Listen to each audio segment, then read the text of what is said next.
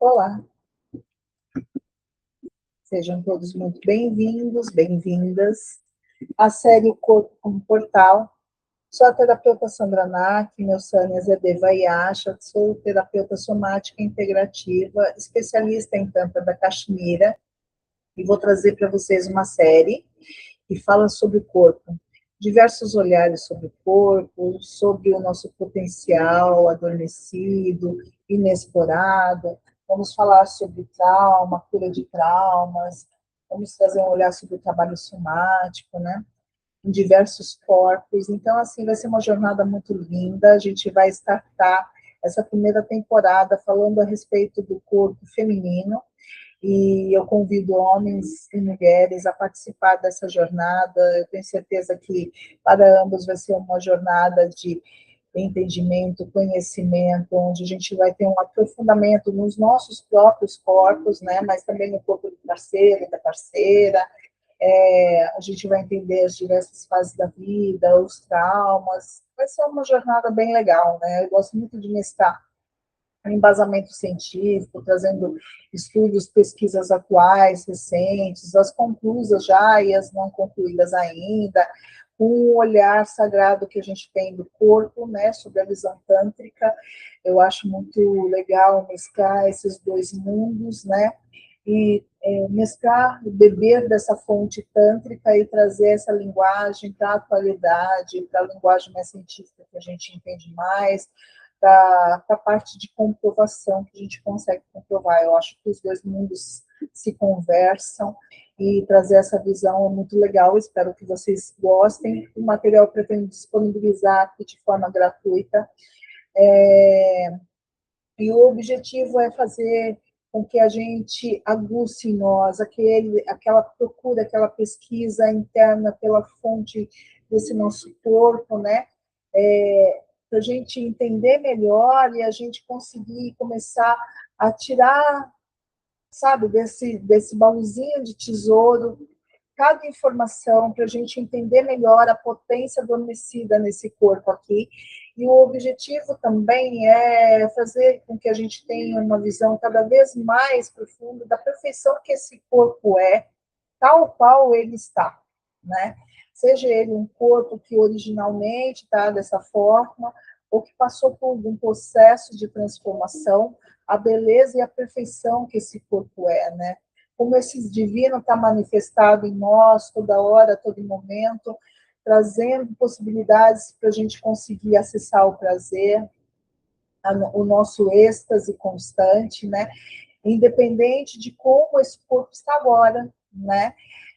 Independente do processo de transformação que ele tenha passado, sabe? Gosto muito de lhe trazer a ideia de perfeição de corpos, porque sempre se vendeu a ideia de imperfeição, né? Especialmente para as mulheres, né? A ideia de que algo estava faltando, de que o corpo não estava perfeito, né? E trazer isso daí é a ideia de que o corpo está perfeito tal qual ele é, não há nada disfuncional, é trazer a ideia de que o corpo dela está pleno, né? Que ela pode sentir o prazer, que ela pode acessar essa caixa aí toda de surpresas, né? Já que a gente tem tão poucos estudos ainda concluídos, ainda e tudo muito recente, que ela pode se autodescobrir e se autorrevelar, né? E aí o meu foco está tanto na conversa, no assunto de mulher, porque essa primeira temporada vai ser sobre esse feminino, sabe? E vamos startar esse episódio falando a respeito. Nesse primeiro episódio, a gente vai ficar falando sobre esse assunto de diversas formas. Vamos falar a respeito de trauma também. Nos próximos episódios, a gente vai falar uma visão tântrica também, gerar alguns questionamentos nesses próximos episódios, mas todos focados em ejaculação feminina e squirting.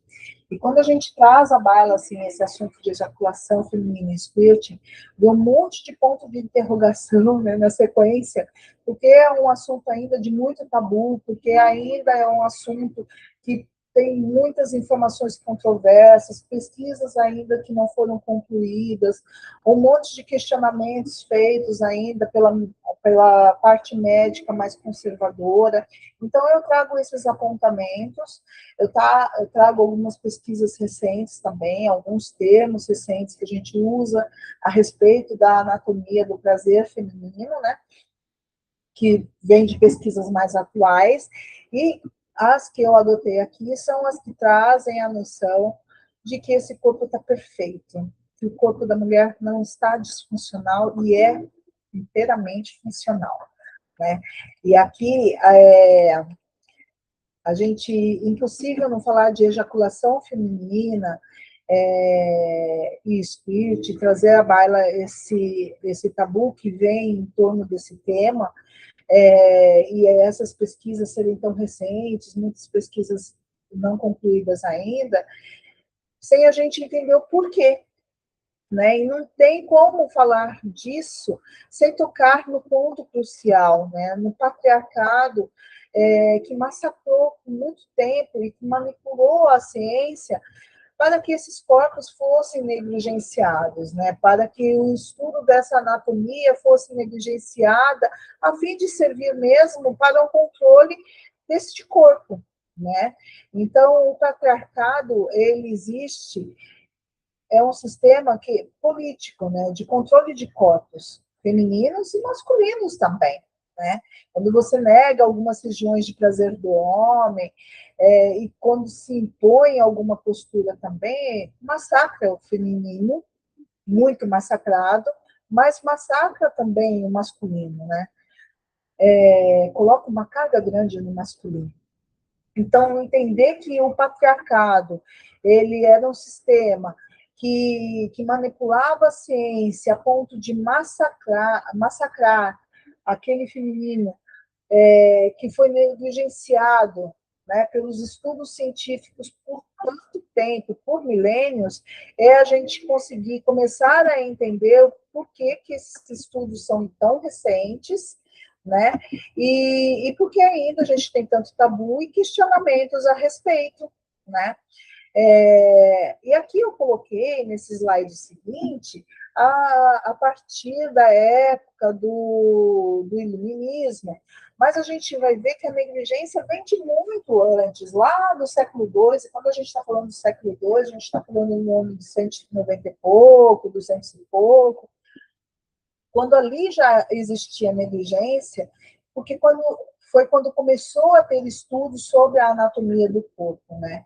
E quando a anatomia do corpo, ok, era super estudada, começou a ter livros a respeito, e a gente vai ver ali um médico que começou a fazer isso daí, Claudio Galeno, né?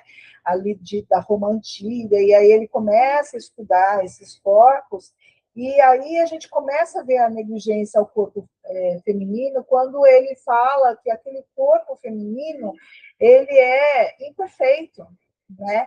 Ele já traz a visão de imperfeição, porque falta calor vital para aquele corpo, trazer para fora os órgãos sexuais, o falo, né? Falta calor vital para essa mulher trazer o falo para fora, para aquele corpo trazer o falo para fora. Então, não dá para ser estudado, né?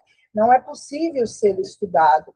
Isso é uma forma de manipulação, né, da ciência para que o estudo não fosse feito e fosse negligenciado por milênios, porque foi do século II até a gente chegar ali nessa conclusão de corpos imperfeitos, né, até chegar ali na época do iluminismo, que foi lá no século XVIII, né? E no século XVIII a gente só trocou a palavra de imperfeição para o corpo incompleto, né? Para o ser incompleto, olha lá.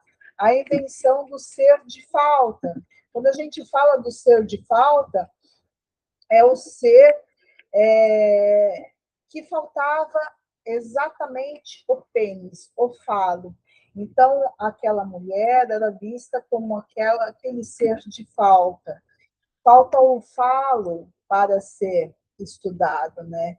E se ela não tem o falo, ela não tem a semente e ela não tem a ação. ela se torna só um vaso onde é depositado a semente e a mulher passa a ter a função e um olhar de importância só para a reprodução. E tudo que for fora do contexto de reprodução, ou é a histeria da mulher, ou ela é simplesmente desnecessária, é vergonhoso, né? A gente começa a ter o conceito de vergonha, porque não é para um fim reprodutivo.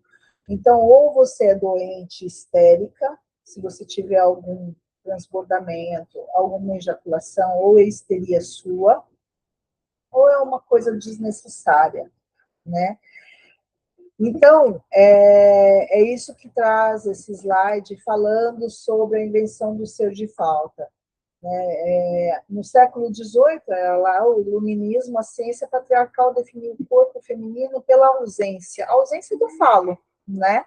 A mulher era um homem incompleto, ou seja, faltava o principal nela, faltava o falo. Seu prazer era irrelevante se não servisse à reprodução. Qualquer transbordamento era rotulado como histeria, ou algo desnecessário, né? Ato vergonhoso. O silenciamento foi um projeto de poder para deslegitimar a autonomia do prazer feminino. É um sistema político de controle de corpos. E quando a gente fala em conhecimento, a gente está abrindo as portas para que as mulheres se apropriem do próprio prazer, do próprio corpo, do conhecimento do próprio corpo. Então, você saber sobre seus fluidos, sobre suas águas, né, sobre o que sai, como se é produzido, aonde, como é estimulado, é você se apropriar do seu próprio corpo. Aquilo que foi negado há tempos, é você se apropriar do próprio corpo, do próprio prazer e da perfeição que é o seu corpo tal qual é, né? Sem exigências, né, de você ter que chegar a algum lugar, mas por mero prazer de você entender que você tem a potência plena de se apoderar e apropriar de tudo que é seu por direito, seu corpo, e cada parte dele, né, o prazer e todos os seus fluidos, porque a gente está falando de ejaculação feminina e squirt. E para vocês entenderem, o resgate, para a gente começar a entender a anatomia, né, do prazer feminino, os estudos são muito recentes. Olha aí, a gente tem estudos a partir de 1998, foi quando uma médica, urologista, professora de urologia, ela começou a fazer um mapeamento completo do clítoris. E foi um estudo muito recente, de 1998, através de ressonância magnética, e ela começou a identificar que aquela estrutura não era só aquela protuberância, e tinha uma estrutura que chegava até a raiz dela, que era de 10 centímetros, né? E aí, então, esse estudo começou, né, a surtir os efeitos, a ser conclusivo só a partir de 1998. É muito recente. Dá para você entender o quanto ainda a gente tem de caminho para ser descoberto ainda, de pesquisas ainda sendo feitas e não concluídas, né? Porque tem amostragem, tem para diversos tipos de corpos, tem para identificação de substâncias, né, dos nossos fluidos. Então, todas as pesquisas, elas são muito recentes, né? Olha ali, em 2002, o reconhecimento oficial da próstata feminina. A próstata feminina é o nosso, que a gente chama de ponto G, e a gente também vai começar a desconstruir o ponto G como um botãozinho isolado, né? E ainda esse conceito de ponto G, ele também é questionado por parte dos médicos mais conservadores, entende? Porque ainda faltam muitas pesquisas a serem concluídas.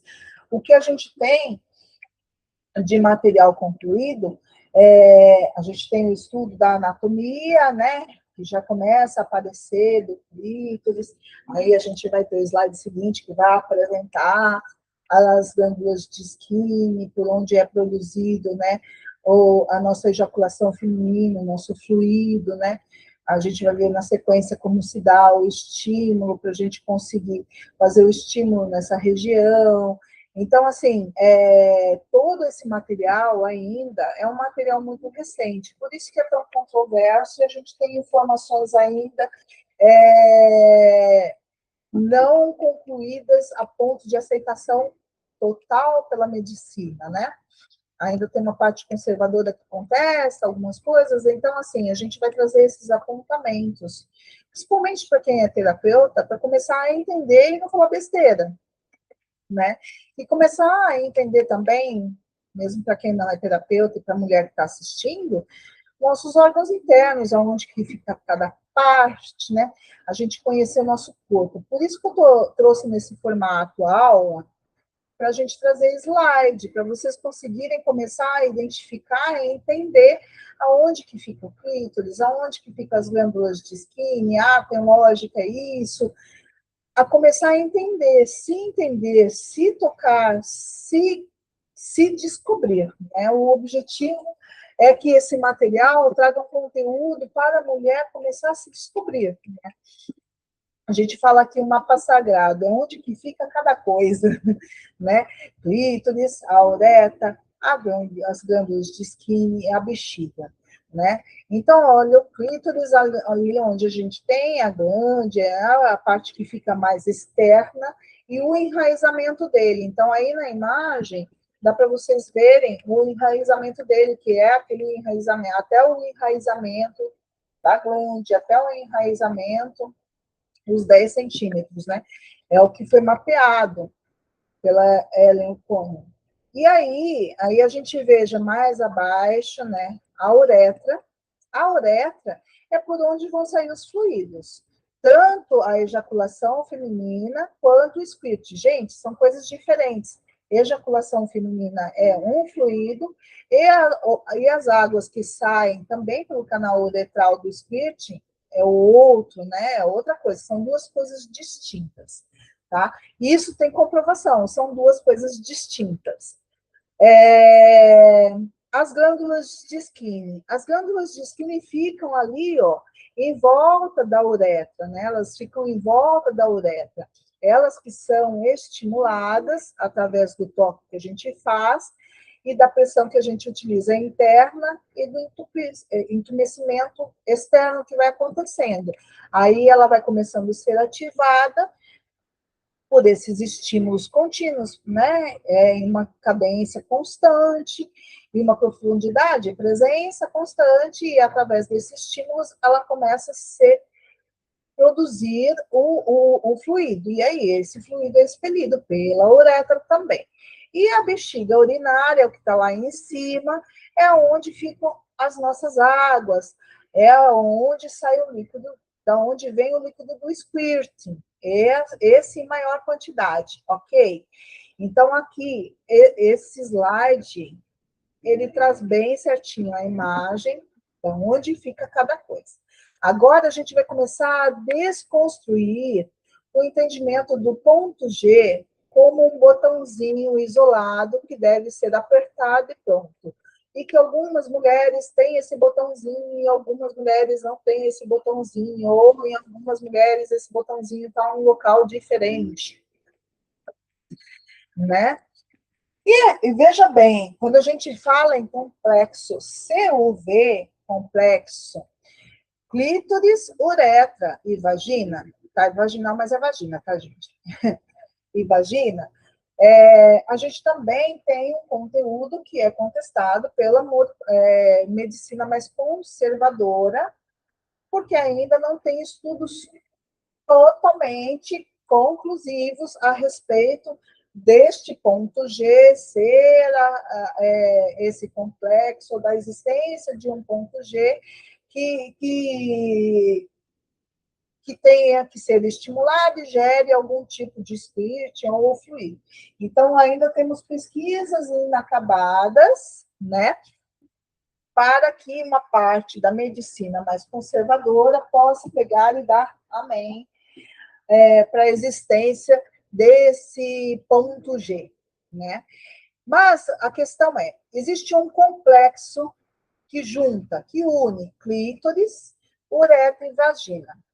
Isso funciona de uma forma que os estímulos feitos nessa região, ele acaba influenciando. Então, a gente vai ter aí, ó, é uma rede integrada onde tudo se toca. Quando você toca a parede anterior, né, da vagina, você automaticamente acaba pressionando os bulbos, ele acaba gerando, né, um ergogitamento hemodinâmico, ou seja, vai enchendo, irrigando a região de sangue, e ela começa a inflar, e essa pressão vai gerando uma ativação das glândulas para a produção do fluido, né? Então, é um processo interdependente, porque ele gera o toque em uma região, vai gerando um processo que vai inflando e pressionando a região para que comece a ser ativada e a produzir o fluido, tá? Então, na imagem, tem bem certo aí desse complexo, olha lá. A área do complexo, né? Que é a área onde abrange o clítoris, né? Toda a região do clítoris, onde a gente vai pegar todos os 10 centímetros, a parte do bulbo dele, e o clítoris até o enraizamento, até a raiz dele, né?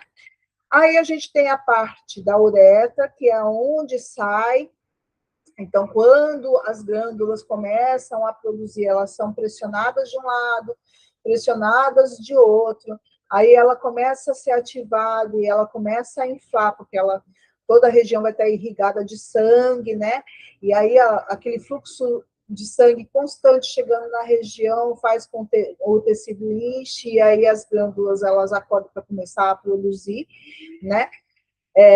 O fluido, esse fluido aí, ele vai começar a passar pelos bulbos e vai começar a chegar até a uretra, né? Então, ela engloba a uretra também. E a vagina é por onde entra o estímulo, onde você vai pegar a parede do ponto, a parede anterior da vagina e começar a fazer o estímulo do vem cá. E é essa pressãozinha aí que vai começar a fazer a ativação dessa glândula, que é a glândula de Skinner, tá? Então, aqui,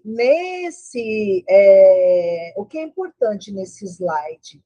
Nesse slide aqui, o importante é a gente entender que o ponto G, tal qual a gente conhece, como se fosse um localzinho único, um botãozinho isolado, que vai ser estimulado e vai gerar ou o squirting, ou a ejaculação feminina, esqueça, ele como um botão isolado, ele é um complexo. Quando você está tocando uma parte, você está gerando uma circulação de sangue naquela região, aquela circulação de sangue naquela região, junto com a pressão, ela vai começar a inchar, então cada vez que você estimula e pressiona, começa a ficar mais inchado pela circulação de sangue, né? Porque irriga toda aquela região de sangue, e aí vai começar a inflar e ativar as glândulas para que elas começem a produzir o fluido, tá? Então, é um processo interdependente, eles se dependem, tá? Aí eu coloquei ali mais embaixo, ó, clítoris, incluindo a glande, né? E os braços, quando eu falo os braços, são os bulbos, né? E as raízes internas, que é o que foi mapeado, tá? Por Ellen O'Connell, lá de 10 centímetros até o enraizamento. O canal uretral, que é tanto por onde sai tanto o líquido do squirting quanto o fluido, né? Da ejaculação feminina, né? A vagina, por onde a gente faz o estímulo, que vai estar ali embaixo. As glândulas de Skinner, que elas vão ficando apertadinhas, elas começam a se ativar, né? E a produzir o fluido. A parede vaginal anterior, que é a parede onde a gente começa a fazer o estímulo do vem cá, tá? E aí o estado excitado da pessoa, que mostra toda a irrigação do sangue, que está ali em cima à direita, né? Olha, o fluxo sanguíneo aumentado, tá? E o estado de repouso é quando você está sem a excitação, não está circulando sangue, não está tudo entumecido, né?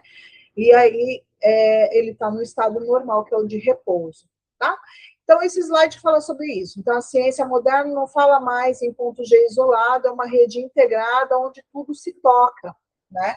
Então, a gente usa também o termo de pressionar que nem sanduíche. Então, a gente está fazendo uma pressão por dentro, chegando nessa parede aí anterior, ó, parede vaginal anterior, a gente faz a pressão por dentro, no estímulo vem cá, os dedos, colocando o estímulo vem cá, e a gente vai fazendo nessa pressão constante.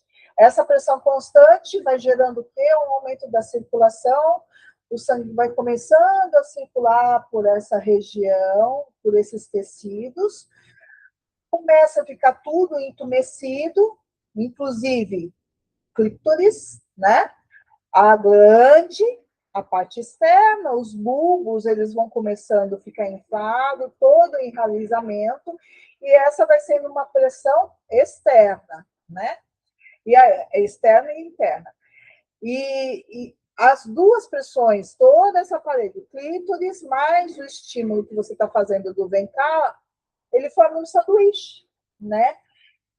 E aí vai começando com um ritmo cadente, sempre contínuo, constante e profundo, vai fazendo com que ele vá aumentando a produção, vá aumentando a ativação do fluido, e aí sim vai começando a passar para os bulbos e passar pelo canal uretral e sendo expelido o fluido. Mas a gente vai ver na sequência, tá?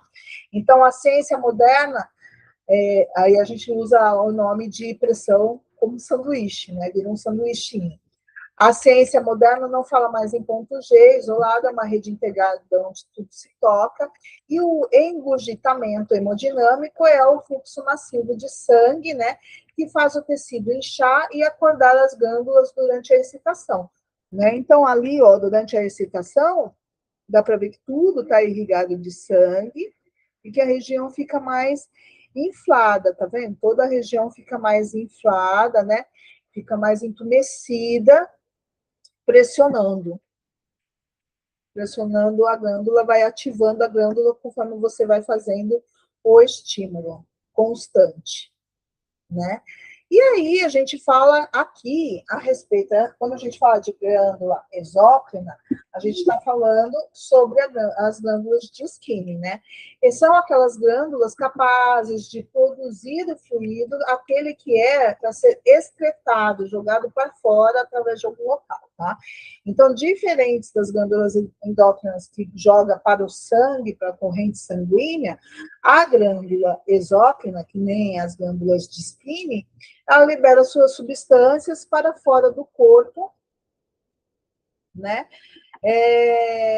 Através de um canal, né? Então, as glândulas de Skinner são as glândulas exócrinas que produzem o nosso néctar.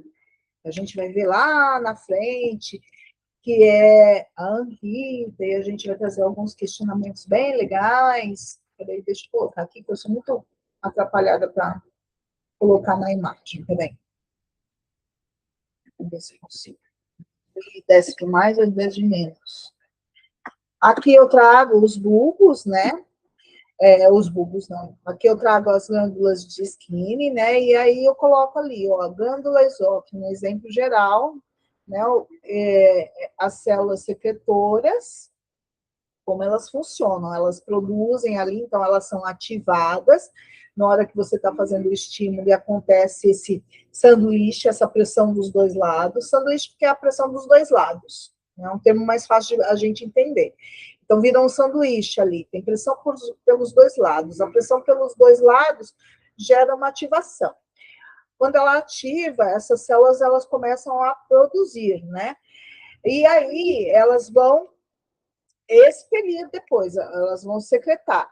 E aí, olha lá, ela passa pelo caminho exterior até ela sair de vez, né? Então, a comparação tipo de glândulas, ó, epitélio da cobertura, substância excretada, que aí é o fluido, né, liberado para fora do corpo, né? Então, glândulas de Skinner são exócrinas, olha lá. Os dutos abrindo a uretra, né? Então, quando ela fica cheinha, depois de um tempo daquele estímulo, naquela constância, naquela profundidade que você vai fazendo, né? Naquela cadência daquele estímulo, ela vai produzindo o fluido.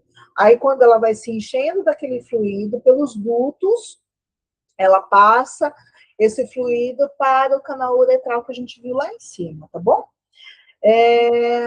Aqui é só a diferença entre glândula exócrina e endócrina. O objetivo nosso não é ver a fundo a endócrina, que passa para a corrente sanguínea, né? E aqui a gente vai falar sobre a ejaculação feminina. Então, vamos lá. A ejaculação feminina é aquela que é produzida, é o fluido que é produzido pelas glândulas de Skinny, né? Ela tem um teor e uma característica, né? Ela é viscosa, ela tem uma textura de mel, né? E ela é esbranquiçada. E ela não sai em grande quantidade, ela sai em uma pequena quantidade, cerca de 5 ml, e ela também sai pelo canal uretral, dessa mesma forma que a gente acabou de ver, né? E aí, a origem é a próstata feminina, a glândula de Skinny. Então, essa glândula de Skinny, ela já foi mapeada, ela existe, tá? Então, o que é questionado ainda a respeito é o ponto G, né? Mas todo esse complexo aí faz parte, clítoris, uretra, vagina, acaba sendo um processo interdependente, entende? Então, assim, a próstata feminina, ela é a glândula de Skinny que produz esse líquido ejaculatório que tem uma semelhança com o líquido da ejaculação masculina também, porque ele contém PSA, e contém frutose, glicose também. Açúcares de energia, ele é um líquido nutritivo, né? Então, olha aí, aqui a gente fala um pouco mais sobre aparência, denso, leitoso, viscoso, né? Então, ele tem uma característica de nutrição, tá? Ele é considerado a próstata feminina, lembra? A gente, em 2022, a gente admitiu a existência dessa próstata feminina, que é a glândula de Skinny, tá? E os questionamentos ainda existem? Existe sobre o ponto G, a existência do ponto G especificamente, né? Lembrando que todo esse corpo, revisando, né, toda essa parte, o corpo ele é interligado, né? Então, os processos são dependentes ali. Quando a gente ativa a parede da vagina e a gente vai ter o estímulo no clítoris automaticamente também, porque a gente vai estar pegando a região do bulbo também, e vai estar entumecendo ele, porque vai chegar mais sangue na região, ao mesmo tempo também vai ativando a glândula, beleza? É isso. Aqui a gente só está falando a mesma coisa, então, na imagem, a gente está trazendo aonde que está a glândula de Skinny, né? Que é a próstata feminina, a quantidade que ela produz, que é em torno de 5 ml, é bem menor do que o líquido do squirting, que sai pelo canal uretral também, mas é o squirting, então ele sai em menor quantidade, e é considerado néctar, né? Porque ele tem um teor nutritivo. Então, o PSA, ele vai ser responsável por limpar, é uma enzima de limpeza do canal, mas ele vai encarregado também de frutose e glicose, então ele tem um teor nutritivo, tá? A aparência, denso, leitoso, viscoso, né? E aqui a gente traz sobre o squirting. O squirting, ele já é um líquido que está na bexiga urinária. E aqui é bem controverso, porque aqui a gente fala. Eu gosto muito da visão de que o squirting é uma hiperfiltração renal, porque ele não traz a urina tal qual a concentração de ureia e creatinina, né? Ele traz uma concentração bem mais baixa, como se ela fosse uma hiperfiltrada, né? E quando você faz o estímulo que gera esta cachoeira, né? Para os médicos, uma parte dos médicos, né? E aí existem pesquisas ainda em andamento, de pessoas para pessoas, porque eles fazem, quando eles fazem essas pesquisas, eles vão fazer as pesquisas em algumas pessoas, né? Para verificar situações que se repetem.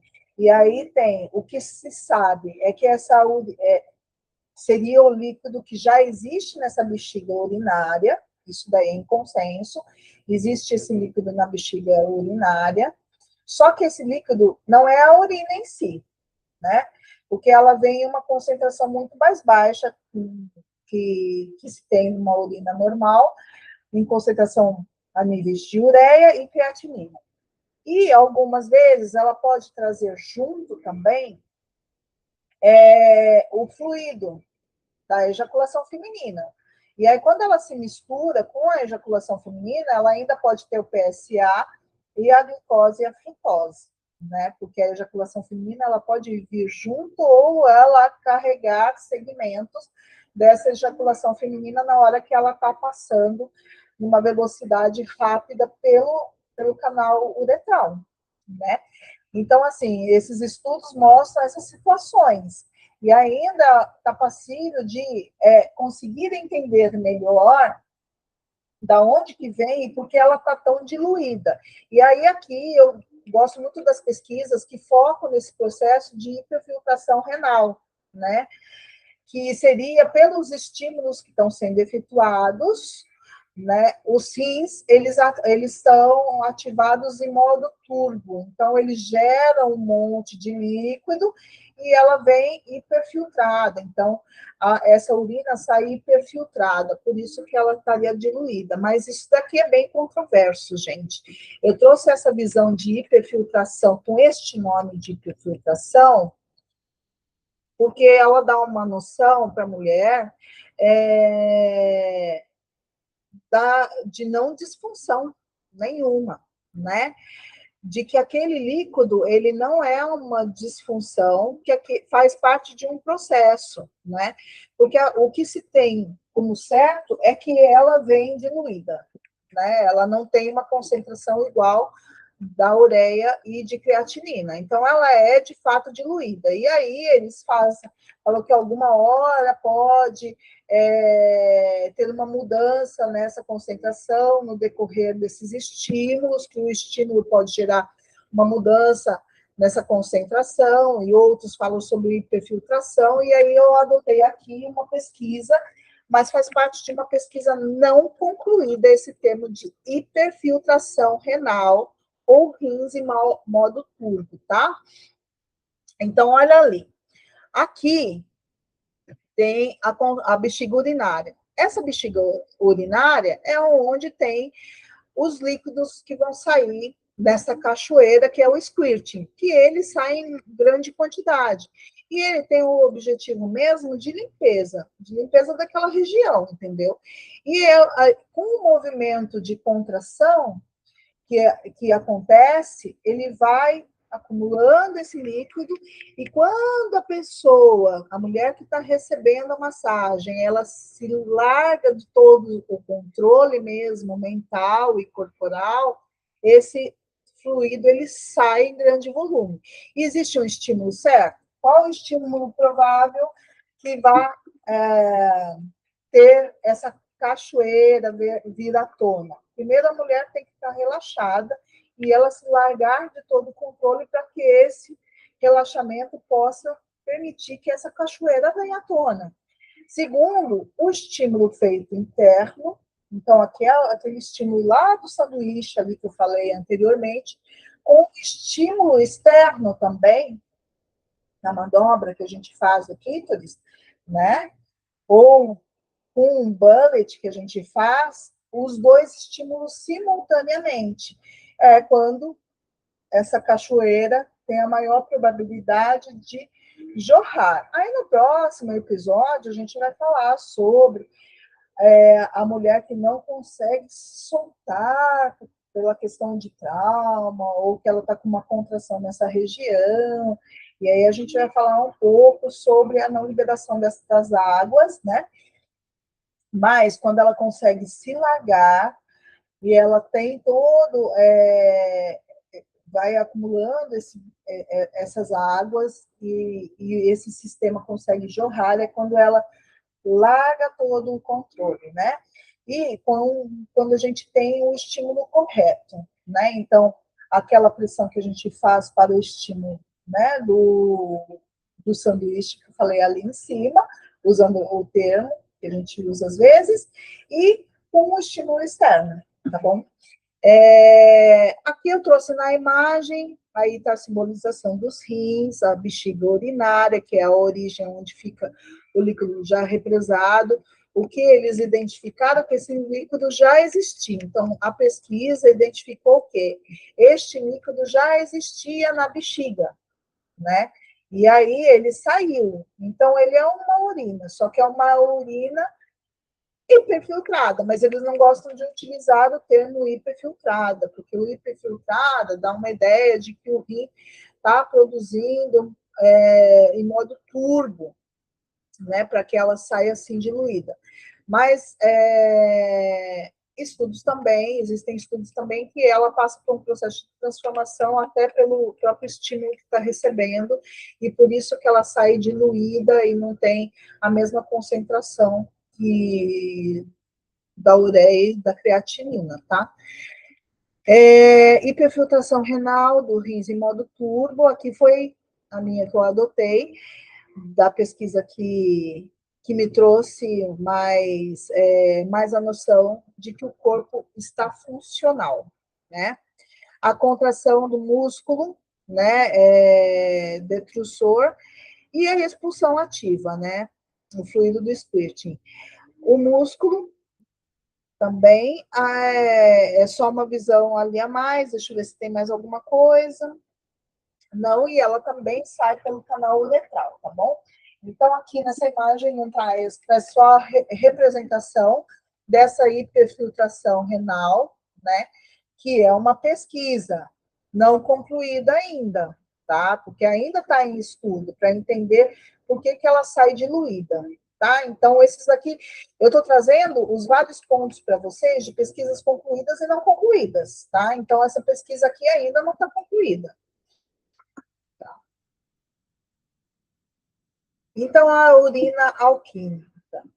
O squirting não é uma urina comum. No ápice do prazer, o corpo filtra o líquido de forma diferente, pobre em ureia e creatinina, né? Rica em PSA, captado das glândulas. É uma água de limpeza profunda. Então, assim, por que tem o PSA? O PSA ele é produzido na próstata, né? Feminina masculina. A gente viu ali a glândula de Skinner, né? Então, o fluido da glândula de Skinner, que é a ejaculação feminina, ele vem carregado de PSA, glicose e frutose. E nessa urina alquímica, ela passa por um processo de transformação. Isso daí já é admitido, ela passa por um processo de transformação. Como acontece esse processo de transformação, ainda é material de estudo. Mas ela passa por um processo de transformação. Tem algumas linhas que falam que é alguns estudos que falam que é pelo estímulo, né? E aí ela aparece aí de forma filtrada, né? Pobre em alguns componentes que são comuns em urina, e aí ela tem PSA, porque na hora que está sendo feito o estímulo, ela vem às vezes com o material do fluido da ejaculação feminina. Então, ela pode ter ainda PSA e ainda glicose e frutose, tá? E aí, os estudos são feitos nas pessoas, e tem pessoas que têm, e tem pessoas que só têm o squirting, né? Ou pessoas que têm o squirt e um pouco dessa ejaculação. Então, depende da concentração que tem de PSA, glicose e frutose. Se expeliu completo ou se expeliu a ejaculação junto com o squirt, porque pode acontecer dos dois, e acontece na sala de atendimento, acontece, né? de sair junto, ou às vezes sair alguma quantidade antes da ejaculação feminina, e depois do split acontece, né? Em sala de atendimento, o que é comum? Tem os dois estímulos, externo e interno, do vem cá, que a gente faz a pressão estilo sanduíche, vai acontecer a ejaculação feminina, o squirting. Quando que não acontece? Quando o corpo, ele ainda está preso, ele não se sente seguro ainda para ter o relaxamento total, porque aquela deserção total do corpo para deixar acontecer, ela precisa acontecer em um espaço seguro. E aí, isso daí é material para o próximo episódio. Mas quando não vai acontecer, quando não se sentir seguro ainda, ou com uma questão traumática, né? Ou porque ainda não se sentiu seguro naquele atendimento, né? Ou naquela sessão. É isso. Aí a gente vai ver, senão a gente vai entrar no material que a gente vai ver no próximo episódio, tá? E aqui eu trouxe um outro ponto importante, que isso daqui foi um estudo mais recente, né? Que foi concluído e aceito, tá? Então, o estudo de Salama, né, França, em 2014, prova via ultrassonografia. E esse estudo foi aceito. Isso daqui já é concluído. Agora, algum processo, como que acontece essa transformação, se é durante o estímulo ou não, isso ainda precisa ser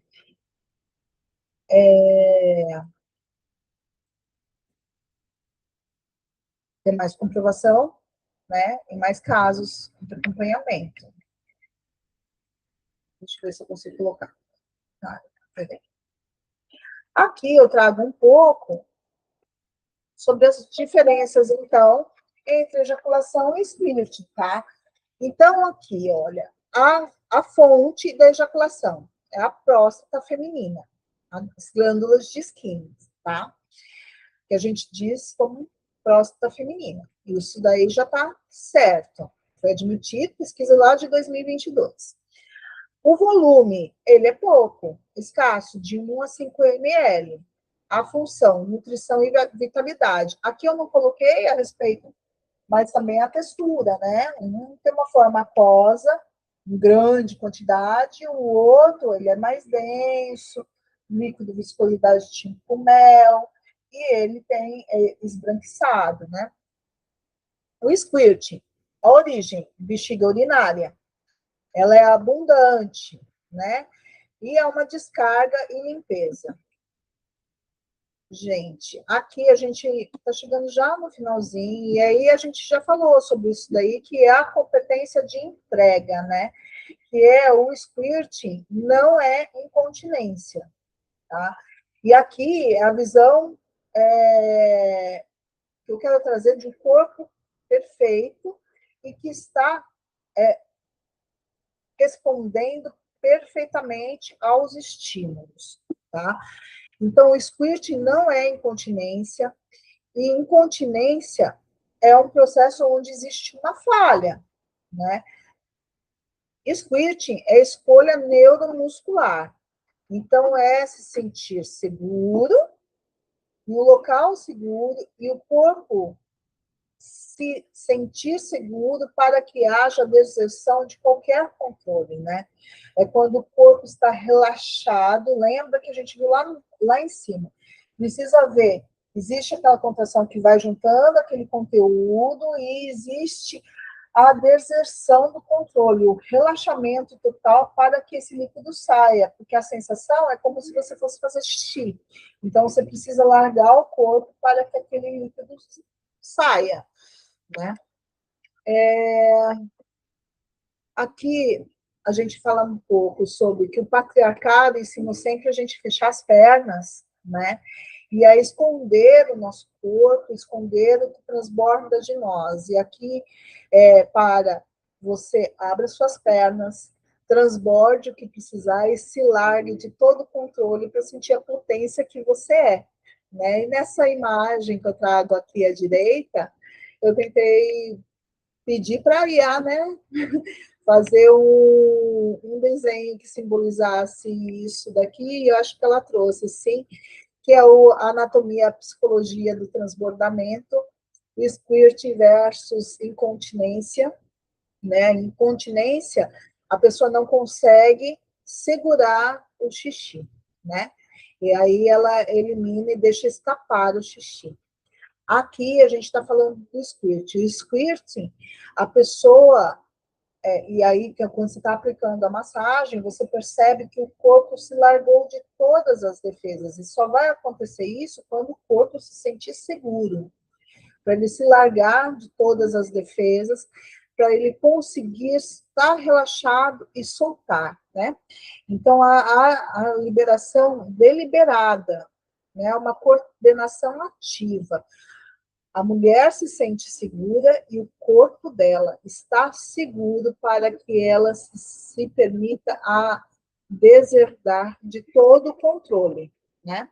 E aqui a gente traz a visão do patriarcado, segurar, treinamento, reter para dentro, não se permitir, fechar, né?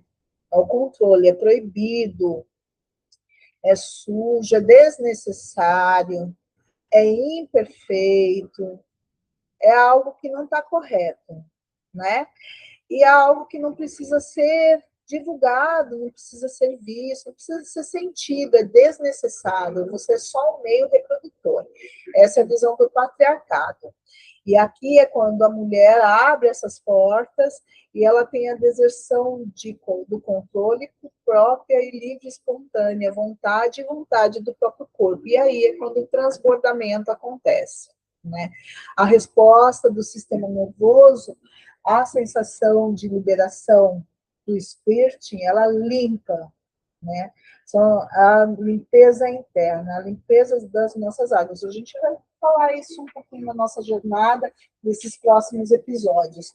Mas o squirting, ele é a limpeza das nossas águas, é as nossas águas internas, é o nosso sistema nervoso se descongelando e saindo para a vida, né? É onde a gente vai limpar os nossos medos, bloqueios, o congelamento, né? E a inibição. E aí ele vai para o fluxo. É quando a gente é chamada à vida, nosso sistema nervoso é chamado à vida, a abertura, a segurança, fluxo, a ativação, a vida que segue, né? A liberação deliberada. É isso, gente. Espero que vocês tenham gostado dessa jornada aqui. A gente vai ter o episódio 2, onde a gente deu start agora, né? A gente vai falar a linguagem do trauma e a descarga somática. A gente vai falar sobre esse corpo também, para poder entrar nesse estado de relaxamento, para conseguir soltar. Lembrando que nem a ejaculação feminina, nem o squirt, é um processo natural, né? E acho que tudo que é cobrado ou imposto não é aprofundar no conhecimento, é exigir aquilo que já era exigido, só que de outra forma. Então, a ejaculação é um processo natural, onde o seu corpo vai responder quando ele tiver que responder, às vezes que ele tiver que responder, aos estímulos feitos corretamente, né? Existe um processo de estímulo aí, existe uma delicadeza, uma presença, uma cadência, uma profundidade, né? Onde a gente vai fazer o estímulo, existe o respeito ao corpo da mulher, né? Então, toda a obrigatoriedade de você chegar a algum ponto, a nós, mulheres, já foi tanto imposto que a gente precisava chegar a algum ponto, e agora a gente precisa chegar aonde o nosso corpo quer, e ele apontar e ele direcionar. E a gente ouvir mais o nosso corpo, né? Sentir mais um contato, conexão, primeiro com o nosso corpo, antes de qualquer coisa. Então, o objetivo dessa série aqui, dessa primeira temporada, é conversar com vocês, mulheres mesmo, e falar com vocês, homens também, que esse processo é natural, e o processo de estímulo tem que ser respeitoso, né? Feito de uma forma respeitosa e segura, para que o processo aconteça, para que essas águas e esses fluidos venham à tona, tal qual os sagrados são, tal qual o sagrado esse corpo é. Então, espero que vocês se conectem muito com essa certeza, né? E que vocês adotem isso no seu dia a dia, né? De se autodescobrir, se auto-permitir e permitir o que o corpo está apontando para você naquele exato momento, que é o que ele tenta te entregar, tá bom? No episódio 3, a gente vai falar sobre o assoalho pélvico e a couraça da dor. E episódio 4, alquimia tântrica, rita e reabsorção, e a gente vai colocar vários questionamentos à tona aí, e no decorrer dessa caminhada a gente vai fazer uma jornada muito bonita, trazendo muito assunto à tona, e espero que vocês tenham gostado. Um beijo para vocês.